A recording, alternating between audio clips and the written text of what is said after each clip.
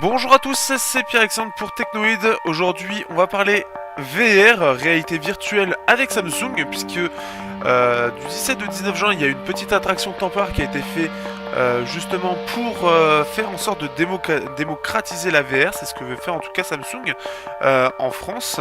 On est apparemment, on est les initiateurs dans ce domaine, puisqu'on est le premier pays pour tester justement ces petites attractions. Donc, ils vont être un petit peu partout en France jusqu'en décembre. Donc là, ça a été au niveau de la Bibliothèque nationale de Paris. Et on a pu tester ce que vous voyez en vidéo. Alors, imaginez bien que là, en réalité virtuelle, c'est bien plus sympa. J'y mettrai un petit peu plus tard dans la vidéo. Tout d'abord, les premiers chiffres, il faut savoir que, bon, bien sûr, j'ai pas fait cette vidéo tout de suite après, mais un peu plus tard, comme vous pouvez le voir, vu que ça a été publié donc cette semaine.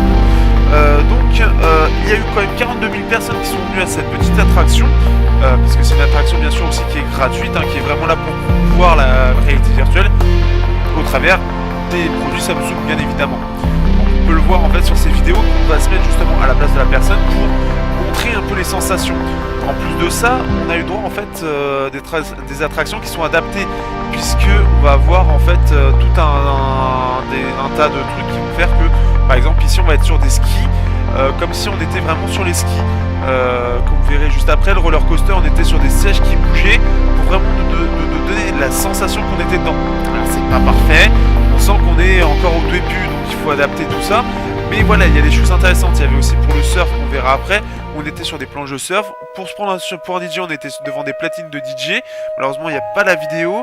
On était aussi... qu'est-ce qu'il y avait d'autre? Enfin, il y avait plusieurs choses. Ils avaient fait une petite ambiance sympa. Jurassic, je ne l'ai pas non plus. Mais une ambiance sympa où on nous montrait un dino et on était en fait sur un petit jardin Jurassic. Donc ça, c'était plutôt cool. Donc ce qui fait que c'était vraiment intéressant en tout cas de voir tout ça.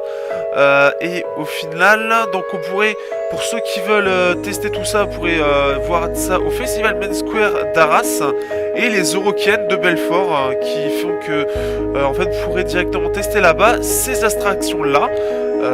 Donc voilà, n'hésitez pas à y aller si vous n'avez pas encore pu tester la VR.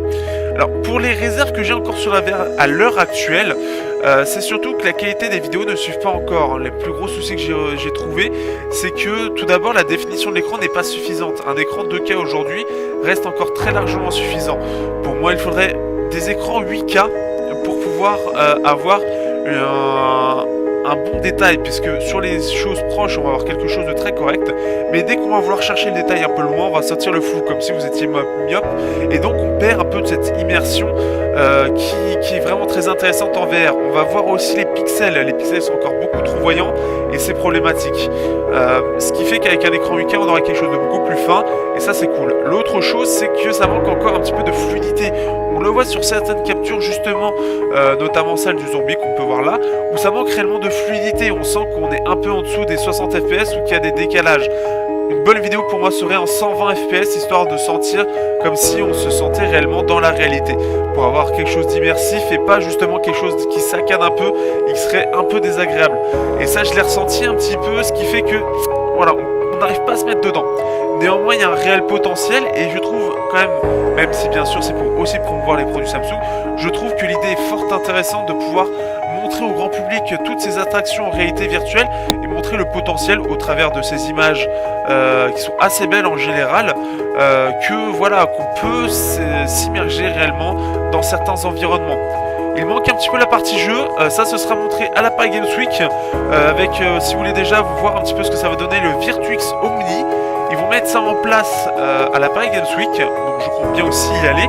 Donc c'est-à-dire que cette fois-ci on sera sur une plateforme harnachée avec un faux fusil, et on pourra faire la guerre tout en se croyant réellement à la place du personnage, c'est-à-dire de vivre ce que fait le personnage. On sera en train de faire, de marcher, de courir, de tirer sur les personnes sans avoir besoin d'une manette, mais nous sommes la manette.